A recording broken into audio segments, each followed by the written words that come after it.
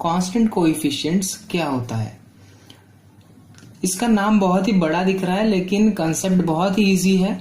आपको सिर्फ एक डिफरेंशियल इक्वेशन दिया जाएगा और उसमें से आपको उसका सॉल्यूशन निकालना है, यानी y निकालना है आपको। ओके, तो ये क्या है, सिर्फ इसकी मैं जस्ट इंट्रोडक्शन बताऊंगा और फिर उसके बाद में मैंने 4 टाइप्स डिस्कस किए हैं, उसके साथ टाइप्स में आपको पूरे अच्छे से समझ में आएगा कि क्या है इसमें। तो चलिए शुरू करते हैं। a0 d raise to n y by dx raise to n constant है, कोएफिशिएंट है, उसके साथ में डिफरेंशियल इक्वेशन है dy बाय dx। ऐसे मैंने आगे आगे कर दे लिखा है a1 d raise to n minus 1 y upon dx raise to n minus 1। आगे आगे जाते मैंने a2 d n minus 2 by n minus 2 y by dx n minus 2 up to यहां तक लिखा है। आप देख सकते हो equal to f of x। मैंने इसे फर्स्ट इक्वेशन लिख दिया। बस ये इतना बड़ा दिख रहा है इसलिए आप वीडियो स्किप मत कीजिए, समझ लीजिए पूरे से। ओके, अगर मैंने dy बाय dx को d कंसिडर कर दिया तो मैं d raise to n y upon dx raise to n को मैं d raise to n y लिख सकता हूं। ये y मैं बाहर ले लूंगा और मैं d raise to n upon dx को मैं लिख सकूंगा d रेज टू n, और ये y बाहर का है। सिमिलरली मैं इससे क्या लिख पाऊंगा, y मैंने बाहर ही ले लिया, इसे मैं लिख पाऊंगा d raise to n minus 1। और मैं dy बाय dx को क्या लिख पाऊंगा, मैंने d बाय dx को d कंसिडर किया है इसलिए मैं इसे लिखूंगा d into Y, capital D। Okay, इसलिए ऊपर का इक्वेशन क्या बन जाएगा, देखिए a0 d raise to n y plus a1 d raise to n minus 1 y up to, मैंने ऊपर का ही नीचे ले लिया, सिर्फ यहां से मैंने d बाय dx को d कंसिडर कर दिया। अब यहां से y सभी y कॉमन है इसलिए मैंने y कॉमन ले लिया और मुझे ये वाला ब्रैकेट मिल गया। अब मैं इस ब्रैकेट को कंसिडर करूंगा फाई ऑफ d, तो ये फाई ऑफ d हो गया, phi of d into Y equal to f of x done. Okay, तो मुझे ये ऐसे मिल गया। अब आपको कौन सा भी क्वेश्चन देते समय वो आपको ऐसे देंगे, f ऑफ x रहेगा राइट हैंड साइड में और लेफ्ट में रहेगा phi of d into Y. Phi of d यानी उसके साथ रहेगा कोई कोएफिशिएंट और d बाय dx यानी d रहेगा, कैपिटल D। ओके, तो सबसे पहले आपको मैंने स्टेप बाय स्टेप इसे डिस्कस करना है, इसलिए आप पहले देखेंगे कि phi of dy equal to 0 का क्या होता है। यहां पे मैंने f ऑफ x 0 कंसिडर किया, बाद में आप देखेंगे कि phi of dy equal to f of x। सबसे पहले हम ये वाले एग्जांपल्स आज देखेंगे। ओके, तो मैंने फंक्शन को 0 कंसिडर कर दिया, मैंने पीछे का इक्वेशन ले लिया आगे, तो मुझे ये मिल गया phi of d into Y equal to 0। Okay, मैंने फंक्शन को 0 कंसिडर कर दिया। बस आपको सिंपल जाना चाहिए इसलिए, मतलब ये सिलेबस वाइज ऐसे ही है। ओके, तो अगर मुझे ऐसे कोई भी मिला, यानी राइट हैंड साइड में कोई फंक्शन नहीं हुआ, अगर वो 0 हुआ सिर्फ, तो मैं फाई ऑफ d को 0 लिख सकता हूं और मैं इसे कहूंगा auxiliary equation. Okay, a dot e dot. Okay, then phi of d equal to 0। Phi of d यानी क्या होता है, d रेज टू n यानी d स्क्वायर, वैसे होगा कुछ d स्क्वायर फिर d और फिर कांस्टेंट, तो फिर आपको क्वाड्रेटिक या क्यूबिक इक्वेशन मिलेगा, उसमें से आपको d की वैल्यूज लानी है और फिर उसमें का सॉल्यूशन निकालना है। ओके, तो एग्जांपल थ्रू देखते हैं हम। अब आपको पहला एग्जांपल लिखा है मैंने 2 into D square Y upon D x square minus D Y by D X minus 10y। आपको ये डिफरेंशियल इक्वेशन दिया है, इसकी जो ऑर्डर है वो ऑर्डर भी डिक्रीज होती जा रही है। Okay, linearly. तो मैं आपको सबसे पहले कंसीडर क्या करना है, d by D x equal to D. मैंने लिख दिया let d by D x equal to D. तो मैं इसे कैसे लिख पाऊंगा, 2 इंटू डी स्क्वायर, इसे मैं डी स्क्वायर लिखूंगा, ये y हो जाएगा।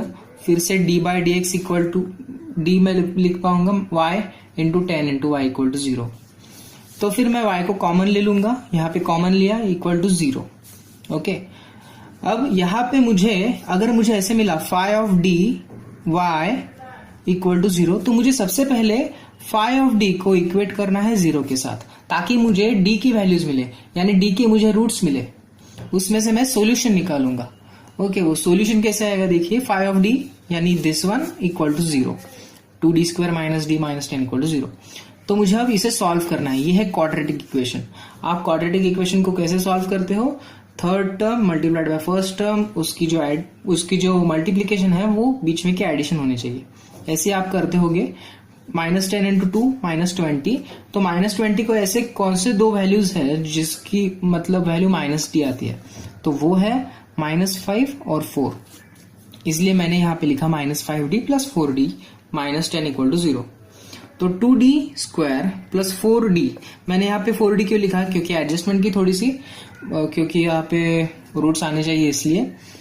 2d square plus 4d minus 5d minus 10, तो मैंने यहाँ पे 2d कॉमन लिया, d प्लस 2 और -5, पहली ब्रैकेट ये वाली है इसलिए दूसरी भी सेम ही आएंगी। ओके, इक्वल टू 0, तो इसलिए मुझे मेरा पहला ब्रैकेट क्या मिला, d प्लस 2, और दूसरा मिल गया मुझे 2d माइनस 5 इक्वल टू 0। अब मुझे d की वैल्यू कैसे मिल जाएगी, तो मुझे d की वैल्यू मिलेगी ऐसे, d इक्वल टू -2 और d इक्वल टू -5/2, क्योंकि अगर मैंने यहाँ 2 को मैंने राइट हैंड साइड में ले गया तो मुझे d की वैल्यू मिल जाएगी -2 और इस d की वैल्यू मिल जाएगी +5/2 यानी 5/2 सिर्फ। ओके, तो यहाँ पे ये जो है ये दोनों रूट्स है, ये है m1 और ये वाला है m2, मैं इसे रूट्स बोलूंगा, d के रूट्स होंगे ये।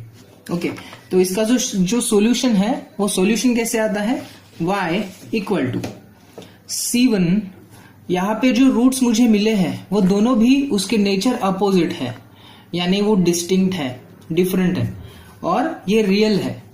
रियल यानी निगेटिव, मतलब वो integer line, positive, whole number, natural, तो इमेजिनरी के मतलब पहले का रियल नंबर जिसमें सभी टर्म्स आते हैं, ये डिफरेंट और रियल दोनों है, इसलिए इसकी कंडीशन क्या होगी सॉल्यूशन के लिए, y इक्वल टू, आप इसे कैसे लिखोगे, c1 e raise to m1x plus c2 e raise to m2x up to cn e raise to mnx। तो आपको इसका सॉल्यूशन कैसे आएगा, y is equal to c1 e raise to m1x यानी -2x plus c2 e raise to m2x। Okay, आपको ये मिल जाएगा 5/2, मतलब ये आपका सॉल्यूशन हो गया, आपको एग्जांपल मतलब खत्म हो गया, आपका यहाँ पे खत्म हो गया। अब ये दूसरा एग्जांपल है, कैसे सॉल्व करोगे आप देखिए, सेम है ऊपर जैसा ही, d2y/dx square minus 6dy/dx plus 9y equal to 0। आप इसे कैसे लिखोगे, डायरेक्टली आप d2/dx स्क्वायर को आप d स्क्वायर, d/dx को आप d और सिर्फ 9 और y कॉमन ले लीजिए। Let phi of d equal to 0, तो आप इस टर्म को 0 कंसिडर करोगे, ये है फाई ऑफ d। ओके, तो ये इक्वल टू 0। अब आप इसकी रूट्स निकालोगे, तो वो रूट्स कैसे आएंगे, -3 और -3, सिंपल रूट्स आपको आते होंगे, 7th में पढ़े होंगे आपने। तो आपने इससे लिया, ऐसे ऐसे लिखा d-2 और ये d-2, तो m1 क्या आया 3 और m2 भी आया 3। अब आपको इसका सॉल्यूशन लिखना है, तो कैसे था, ऊपर का कैसे था, c1 e raise to m1x plus c2 e raise to m2x ऐसे था। अब यहाँ पे आप वीडियो पॉज कीजिए, आप खुद इसका सॉल्यूशन निकालिए और फिर आप फिर से देखिए कि आपका सॉल्यूशन बराबर था या नहीं। ओके, तो आप वीडियो पॉज कर सकते हैं। ओके, तो चलिए मैं बताऊंगा ये कैसे है। आपने ऐसे लिखा होगा इसे, c1 e raise to m1x plus c2 e raise to m2x, लेकिन इसमें m1 जो है मतलब जो रूट्स है वो इक्वल है, इसलिए मैं ऐसे लिख सकता हूं कि c1 और c2 में e raise to m1x common है और मैं c1 प्लस c2 ऐसे लिख सकता हूं।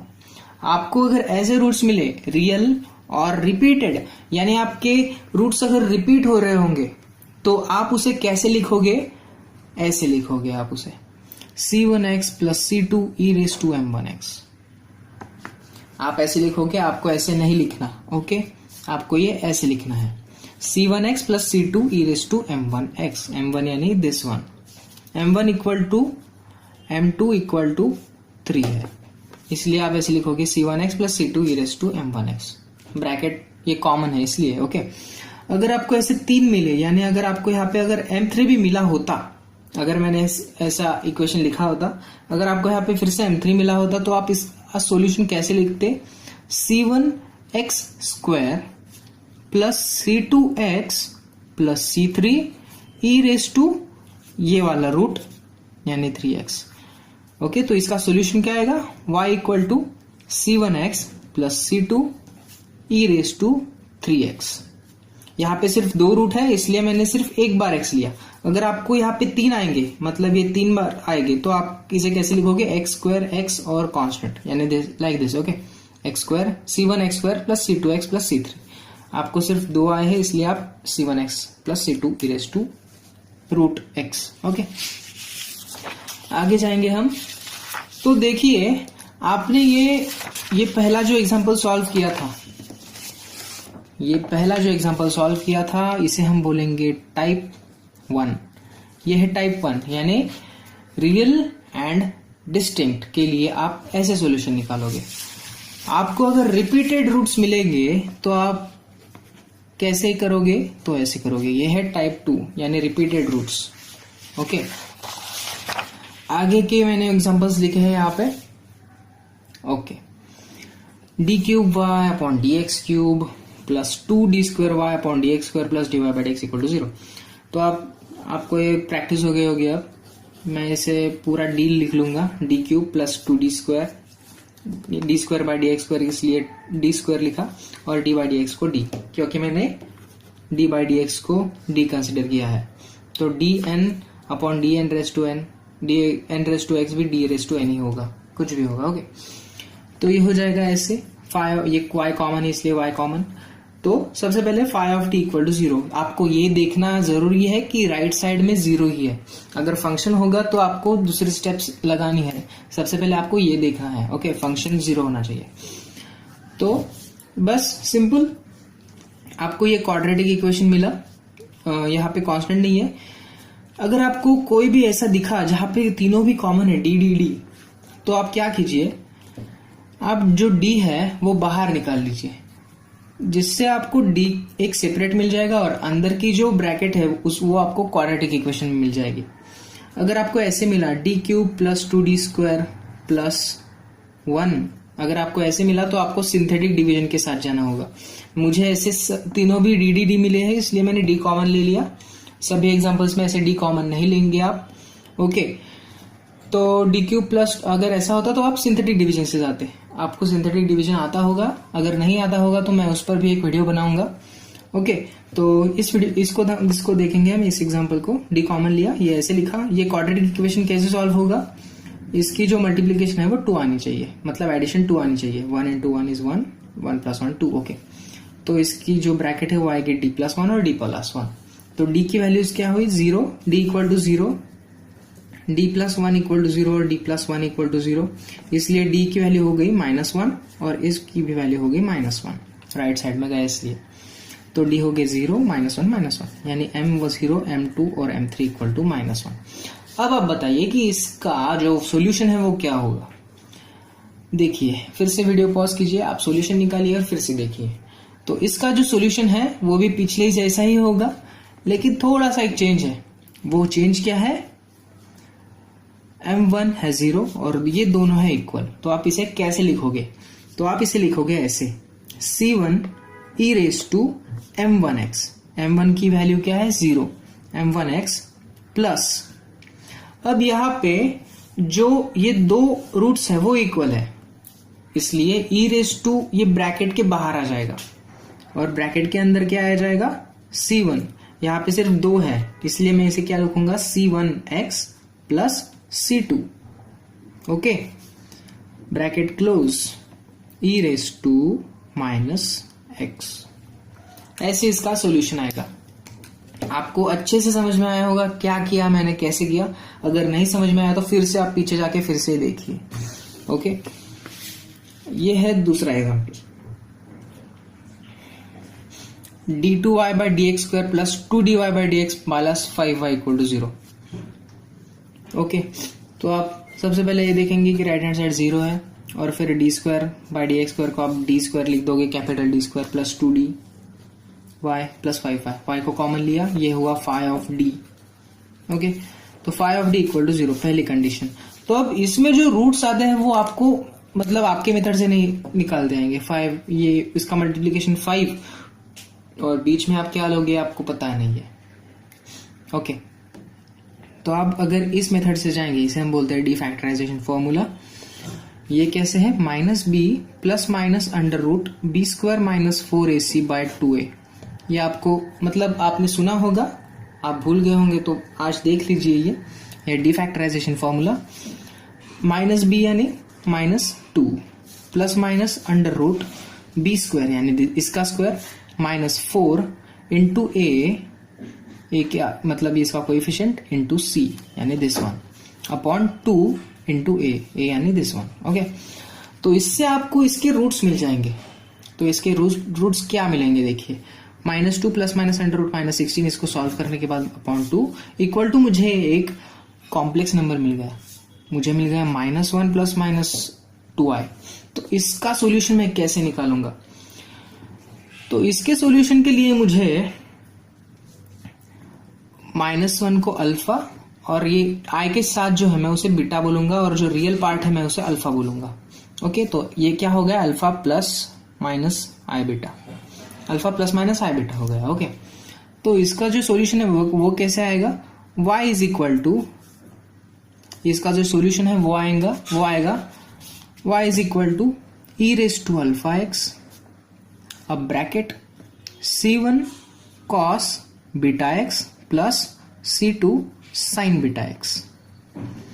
साइन और कॉस ये दो ट्रिग्नोमेट्रिक फंक्शंस, कॉम्प्लेक्स नंबर अगर आपका मतलब रूट अगर कॉम्प्लेक्स नंबर आया तो आपको ये ई रेस टू एक्स कॉमन ले लेना है बाहर और उसके साथ इंट्रोड्यूस करना है साइन और कॉस को, कॉस और साइन को। विथ बीटा की वैल्यू आपको मिल जाएगी ये वाली। तो यहाँ पे अल्फा की वैल्यू क्या है, -1, इसलिए मैं इसे लिखूंगा e raise to minus x in bracket c1 cos beta की वैल्यू क्या है 2, इसलिए मैं इसे लिखूंगा 2x plus c2 sin 2x। आपको इसका ऐसा सॉल्यूशन मिलेगा अगर आपको कॉम्प्लेक्स आए तो। आगे बढ़ेंगे, d square plus d plus 1 whole bracket square equal to 0। तो अब इसका होल ब्रैकेट स्क्वायर है इसलिए मैं इसे कैसे लिख पाऊंगा, अगर मैंने इसे इसके आइडेंटिटी के साथ लिखा, अगर ऐसे किया मैंने a square plus 2a plus 1, ऐसे अगर मैंने इसके आइडेंटिटी के साथ किया मतलब 1, तो ये बहुत ही लंबा जाएगा, इसलिए मैं इसे दो पार्ट में स्प्लिट करूंगा। इसका मतलब ये होता है डी स्क्वायर प्लस 1 ब्रैकेट्स का स्क्वायर यानी दिस मल्टीप्लाइड बाय दिस। तो डी स्क्वायर की वैल्यू क्या आ जाएगी, तो ये दोनों ब्रैकेट क्या हो जाएंगे, डी स्क्वायर प्लस 1 और d square plus 1 equal to 0 equal to 0। तो डी स्क्वायर इक्वल टू -1 और डी स्क्वायर इक्वल टू -1, ये मुझे 2 मिल गए। तो इस 2 में से फिर से और 2 निकल जाएंगे, यानी इस एक में से 2 निकल जाएंगे। मैं इसे लिख पाऊंगा d into d equal to -1 और d into d equal to -1। Okay, तो d की वैल्यू क्या आ जाएगी, प्लस माइनस आई, क्योंकि डी स्क्वायर इक्वल टू -1 है इसलिए, तो प्लस माइनस आई प्लस माइनस आई प्लस माइनस आई प्लस माइनस आई। तो यहाँ पे जो है वो 4 कॉम्प्लेक्स आ गए, तो यहाँ पे रिपीट हो गए, 1 2 3 4 बार रिपीट हुए। तो इसे आप कैसे लिखोगे, तो इसे आप सेम वे लिखोगे, बस ये चेंज है, e raise to alpha x in bracket c1x plus c2 cos x plus c3x plus c4 sin x। बस आपको अगर ऐसे रूट्स रिपीटेड हुए तो आपको बस c1x c2 लिखना है और c3x c4 लिखना है और साइन लिखना है और e raise to alpha x लिखना है। ओके, दूसरा मतलब लास्ट वाला problem, d square plus d plus 1 bracket का स्क्वायर, मैं इसे ऐसे लिखूंगा। ओके, तो this is equal to 0 and this is also equal to 0। तो मैं इसी के रूट्स कैसे निकालूंगा, डीफैक्टराइजेशन से, minus b plus minus under root b square -4 into a into c by 2a। इसे भी मैं वैसे ही लिखूंगा, -b plus minus under root b square minus 4ac upon 2a। तो इसके रूट्स क्या आएंगे, -1/2 प्लस -3i/2 और दूसरा आ जाएगा -1/2 प्लस -3i/2। ओके, इसका सॉल्यूशन कैसे आएगा, सेम ऊपर के जैसे ही आएगा। इसके रूट्स रिपीट हो गए इसलिए मैंने ये ऐसे लिखा। अगर रूट्स रिपीट हुए तो आपको ऐसे ही लिखना है, C1 और C2 एक ब्रैकेट में लिखना है। और उसके बाद बस ये साइन और कॉस इंट्रोड्यूस करना है, हो गया आपका काम। तो यहाँ पे जो है ये अल्फा की वैल्यू यानी रियल पार्ट है वो है अल्फा और इमेजिनरी पार्ट है वो है बीटा, इसलिए मैं इसे कैसे लिख पाऊंगा, y is equal to e raise to alpha x होता है। तो अल्फा की वैल्यू क्या है, -1/2, तो ई रेज टू -1/2 इंटू एक्स यानी ई रेज टू -x/2। बड़ी ब्रैकेट करूंगा, उसके अंदर एक छोटी ब्रैकेट करूंगा, उसमें लिखूंगा रूट्स रिपीटेड हुए इसलिए मैं C1x प्लस C2 लिखूंगा। और ये कॉम्प्लेक्स है इसलिए इसमें कॉस और साइन दोनों भी फंक्शंस आएंगे ट्रिग्नोमेट्रिक। ओके, और बीटा की वैल्यू क्या है 3/2, इसलिए e raise to alpha x बड़ी bracket C1x plus C2 cos beta x यानी cos 3/2x plus C3x plus C4 into sine beta x. Okay, इतना ही था इस वीडियो में। अगले वीडियो में आप मतलब बहुत ही ये सिंपल था, नाम बड़ा है लेकिन आपको कंसेप्ट पूरा समझ में आया होगा। अगर आपके बुक में अगर कुछ एग्जांपल्स आपको समझ में नहीं आए होंगे तो होप आपको अब वो समझेंगे अच्छे से। एक बात रहेगी कहने की कि ये वाला थे टाइप 4, ये वाला था टाइप 4 और जो मैंने कॉम्प्लेक्स डिस्कस किया ये वाला था टाइप नंबर 3। ओके, इसमें सिर्फ एक ही कॉम्प्लेक्स होता है, इसमें अगर कॉम्प्लेक्स रिपीटेड हुए तो उसको हम बोलते हैं टाइप 4। टाइप 1 क्या था, सिंपल, बहुत ही सिंपल था, बस आपको डिस्टिंक्ट यानी डिफरेंट और रियल रूट्स मिलने चाहिए। दूसरा जो टाइप था वो था आपको अगर इक्वल रूट्स मिले तो कैसे लिखोगे, तो आप ऐसे लिखोगे C1x प्लस C2। अगर आपको कॉम्प्लेक्स मिला तो साइन और कॉस आ जाएगा, और अगर आपको कॉम्प्लेक्स और रिपीटेड मिला तो दोनों की कॉम्बिनेशन आ जाएगी। Okay, simple. अगली वीडियो में आप देखेंगे कि अगर ये वाला इक्वल टू अगर फंक्शन हुआ तो आप उसे कैसे सॉल्व करोगे। अगर आपको ये वीडियो अच्छा लगा होगा तो लाइक कीजिए और अपने दोस्तों के साथ शेयर कीजिए जो पढ़ाई करते हैं। Okay, so thank you, bye bye.